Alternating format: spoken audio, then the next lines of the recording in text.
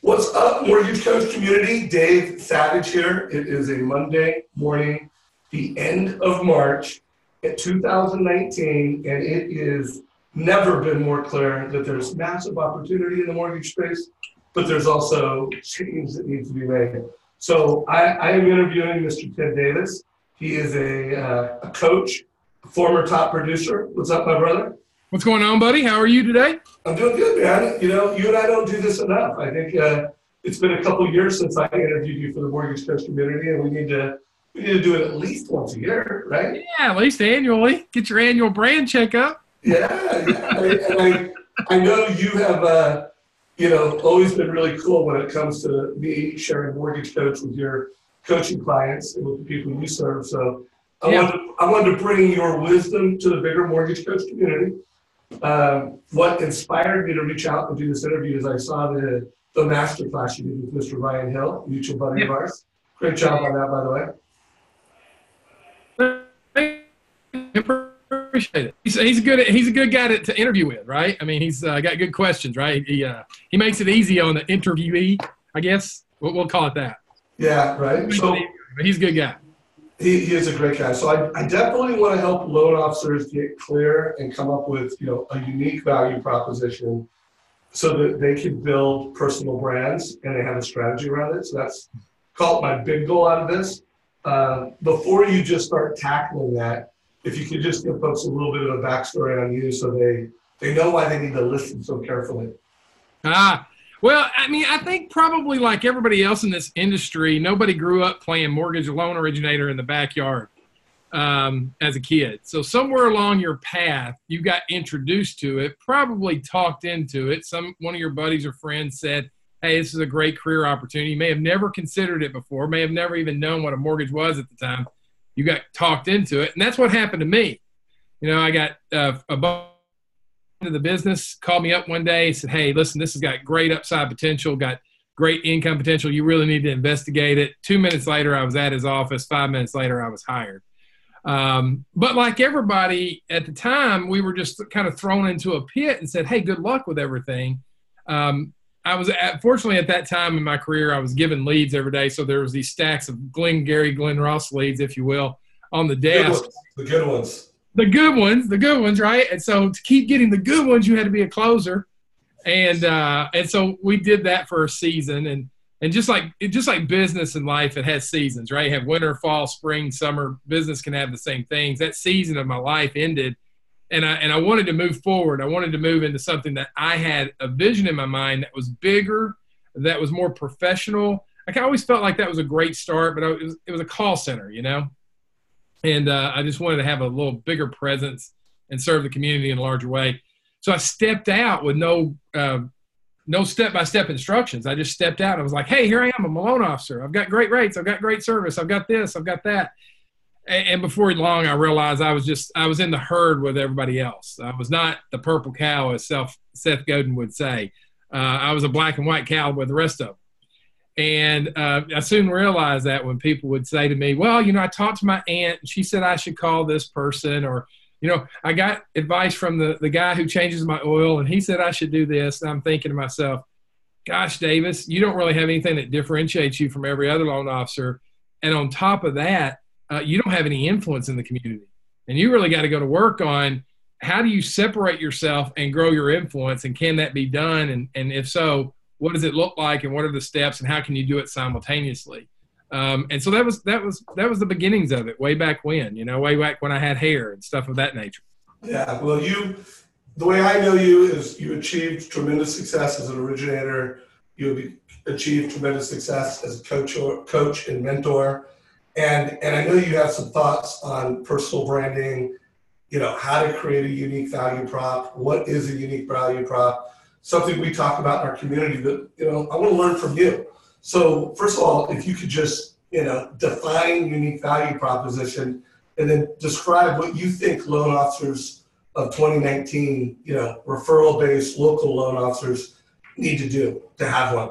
Let me give you a previous step to that will set up the value prop really nicely, if that's okay.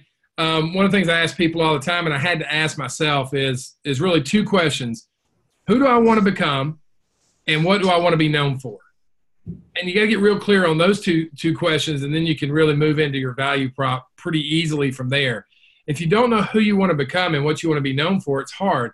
I wanted to become, in my mind, a professional. Like, I wanted to wear a suit and tie and be a professional along the same categories of doctors and attorneys and financial planners. I didn't know what that looked like as a mortgage loan officer, but that was sort of the cloudy version, I guess, of my vision at the time. And so I knew that was the direction I wanted to trend in. So I think you got to answer that question. Who do you want to become? And then what do you want to be known for? And for me, it was, I wanted to be known for sound advice. I wanted to be somebody that was respected and had influence, that when I spoke into customers' lives, that they took it seriously, right? And then we could move down the chain of funding their loan and actually growing a relationship. So I think those are two questions that really deserve some attention. Who do you want to become and what do you want to be known for? And then out of that, you can develop your value proposition, right? And I'll share the same one I shared with Ryan on his call, because it's super easy and it's really easy to fill in the blanks on this. But when you're asked what you do for a living, the best response to get you the most traction, the most referrals, and the most separation in the marketplace is simply to say, I work with, and then you fill in the blank there, right? So, and then it goes further to say, I work with blank who want blank so they can blank, right? Now, I'm going to help you fill these in, because nobody ever bought a house because they want to vacuum the carpet. Nobody ever said to a realtor, sell me 5,000 square feet so I can spend all week vacuuming the place. Or don't sell me a 3 acres because I can't wait to mow the grass and not go golfing, because if I can just be on my lawnmower, they've never said that. So there's a bigger purpose to owning the home for them. So let me just take a stab at this one and give you sort of a value prop. When somebody says, hey, what do you do for a living? Yeah, I work with clients who want sound, practical financial advice for their short and long-term needs on their mortgage so they can pay it off quicker and fund their kids' retirement. Maybe as an example, right? That could be a segment or a group of people.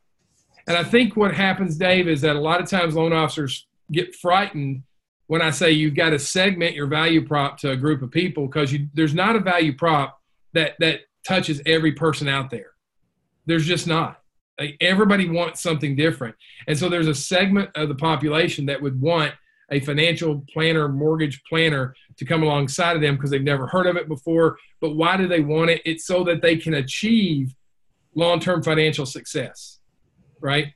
Now, there may be a group of people out there that wouldn't matter a hill of beans to, right? So that value prop would kind of bounce off of them. But here's what I've learned about value props is the more clear you get about your value proposition to initially a very segmented group of people that already believe that, they just have never had anybody phrase it to them that way, then you take and you amplify that through all the media channels we have available to us today, podcasting and YouTube and so on and so forth. And then other people that didn't even know they wanted that will start to hear that, and you'll bring in this like second layer of your tribe. Does that make sense? It makes sense. So I love this. So a couple things, guys. I want you to get clear on what are those values. You brought up advice. I want to show my screen real quick, and I want to just shine a light on what we call the Mortgage Coach Why worksheet. And I'm going to put a link down below to this. I'm also going to put a link to that masterclass interview that Ryan Hills did, because if you want to go deep and you want to learn more from Tim, you need to do that. But I want everybody who's watching this right now, write down what are your mortgage values. We give you this worksheet to help inspire you. But if you're watching this on YouTube, if you're watching this on Facebook, what are your mortgage values? And then I love the way you help construct a statement. You could just repeat that one more time. Yeah, my dog just ran out. Hold on a second. Yeah, hey, while you're getting your dog, while you're getting your dog, I want to. No, that's okay. Well, why that makes it real. And the dog's okay, by the way. I got dogs. I like dogs. Everybody on this call, I know they like dogs. They got to like dogs, right? Right? Okay. So you want me to go through my value proposition statement again, right? One more time, and then I want to show a mortgage coach value prop. And then I had a couple goals during this interview to help everybody in the mortgage coach community get clear, crystal clear on what it is. So if you could just say it one more time, and if you want to say it differently, that's cool. Give them another one. Yeah, no, this one is the easiest one, and you got to wrestle with it, massage it a little bit, but it's super easy. Somebody's going to ask you what you do for a living, and how you respond is going to make all the difference in building your brand. And my best response that I've come up with throughout the years is this: I work with, and you fill in the blank. Okay? Who want, and you fill in the blank, what you're providing to them. Okay? So the second blank is your service. But the third blank is really the key, that the activator. So in blank. Okay? So I work with young professionals. And I'm just going to throw some off the top because there's so many combinations we can have. Yeah, let's just riff with that. You could say first-time home buyers, military families, medical professionals, self-employed people. Anyways, keep it going. Yeah. Well, let me just use the one in Nashville because it just worked for me. We grew 168% in 1 year using a simple statement. I work with entrepreneurs and people in the music industry, singers, songwriters, etc., who want to purchase a home so they can put a studio in the basement. Boom. Love that. That's local. And by the way, that is something that, Amazon is never going to do. If you want to execute and have a great local business, have a great local value proposition. I love that, brother. Exactly. And then you can bring in your mortgage coach to that when you're meeting with them and walk them through and take them to a second level of why you're really different, But you got to get them into the net before you can pull the net into the boat, right? And then show them the real goods. Yeah, and it's gotta have your values. It's gotta be yours. Well, in this live worksheet, we give you some inspiration. We give you some ideas. Every time you talk to Kelly Zitlow in Scottsdale, Arizona, she always talks about how it's my mission to deliver honest, well-communicated, knowledge-based lending experience. That's always part of our conversation. And here in Mortgage Coach Land, we always try to help you, build this value prop to where my advice helps you build wealth with real estate faster by making smarter mortgage decisions. So this is all just inspiration, guys. And I hope everybody gets another thing from this. There's no right way. I mean, you could start it with, I believe, and then get into your statement.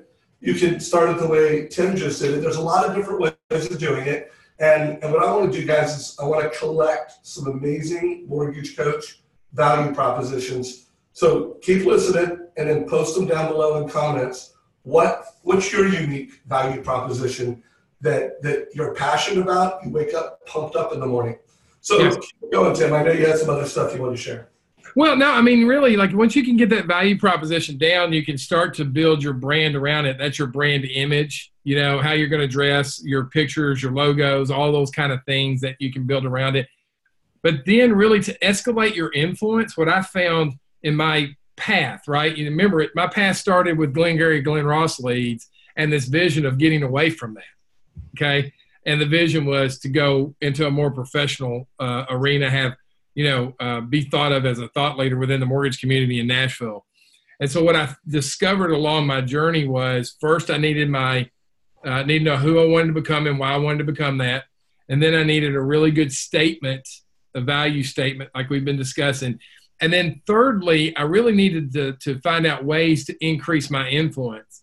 And I really found just a few to do that. And they really came down to, if you write, right? People who write stuff, if we read stuff, it's almost like it's the gospel truth, right? Published writers, people that speak, right? If you write and you speak, over time you become labeled as a thought leader. That's what happened to me. That was really my evolution from mortgage into coaching. Same principles, right?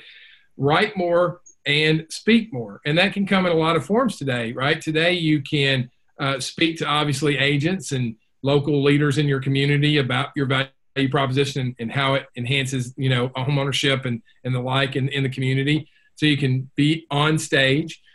You can write in a number of forums, right? You can have your information published in magazines. Heck, you can publish your own magazine today. Lord knows I've done that. I've published newspapers here locally.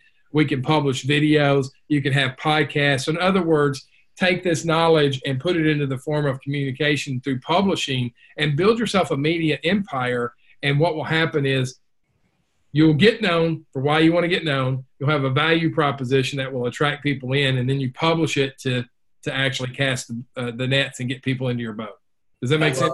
It makes perfect sense. And if you listen to the Friday Mastermind with Jonathan McInnes in South Bend, Indiana, it was all about how he is really becoming that digital mayor of South Bend, Indiana. And he said something that I thought was powerful. He talked about how not only is creating this content, something that's raising his profile in the local market, he's getting more confident. He's feeling better. Like he's changing who he is and how he shows up. So I love the way that you touched on that. So I like to keep these interviews close to 20 minutes. We're about 15 minutes into this conversation. Yeah, man. Knowing that you're talking to the mortgage coach loan officers out there, who they all believe in advice or they would not even be following us, because that's all we're talking about is advice, media. What advice do you have to this community? Well, I mean, I think the same advice I give everybody today, right? Work to get yourself more exposure in the marketplace with your message. You can never get enough exposure on the message that you're trying to convey.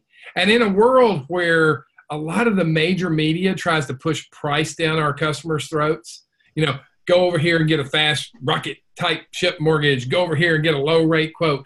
Here we are trying to be the opposite of that and go, wait, hold on a second. Don't you want and don't you need great advice?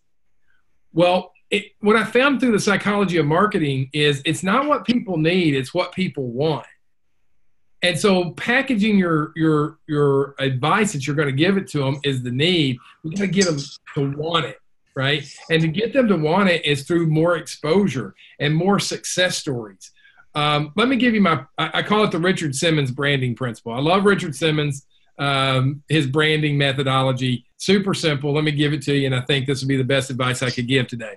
Richard Simmons is not CrossFit, right? He's not pulling and dragging tires up mountains and so on and so forth, right?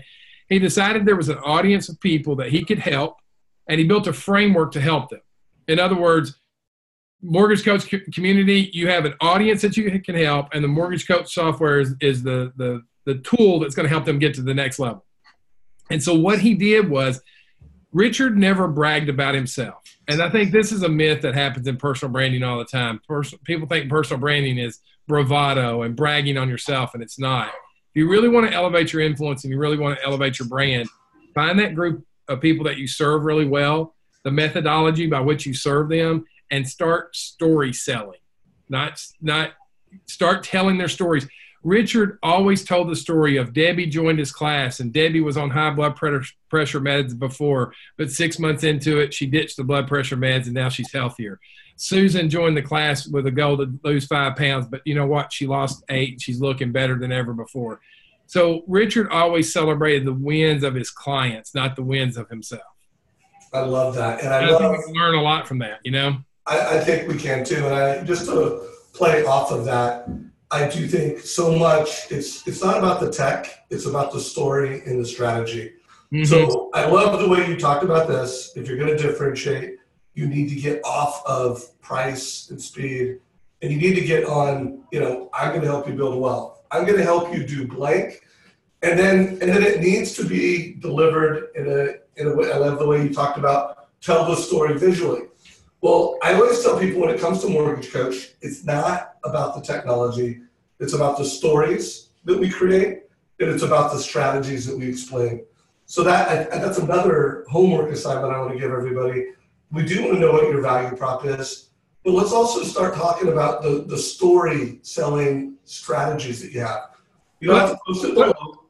Go ahead. You were going to say something. Let me just jump in here real quick and just kind of close the loop on this. So let's say that my value prop is, hey, I work with future homeowners in Seattle, Washington, who want sound advice so they can build a financial platform that leads to early retirement.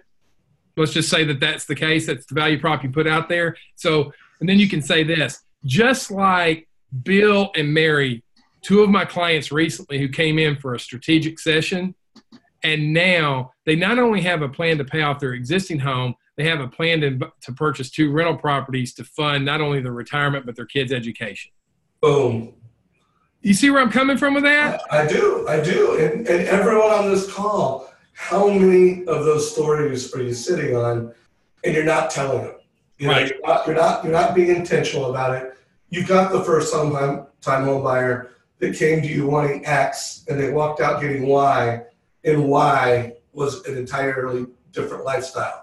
You took their hopes, their dreams, their goals, and you put them on track. So everybody on this call, you should have 2, 3 amazing stories. Every single month, you should have a new story that you're bringing into your referral partners so that your story's selling. So Tim, I love it, brother. Let's make sure years don't go by before we do this again. And thank you, guys. Follow Tim on social. He does a great job on Facebook, LinkedIn, definitely an industry leader. And appreciate you, brother. Hey, man, appreciate all you doing. Mortgage Coach community, to keep doing your thing. Right? Keep pushing the message. You guys are changing lives. Maybe take the framework we talked about today to acquire more lives to change. How about that? I love that. Good? I like it. And if you liked anything you heard today, give us a like down below. Share it with your mortgage friends. Take care, everybody. Thanks, Dave.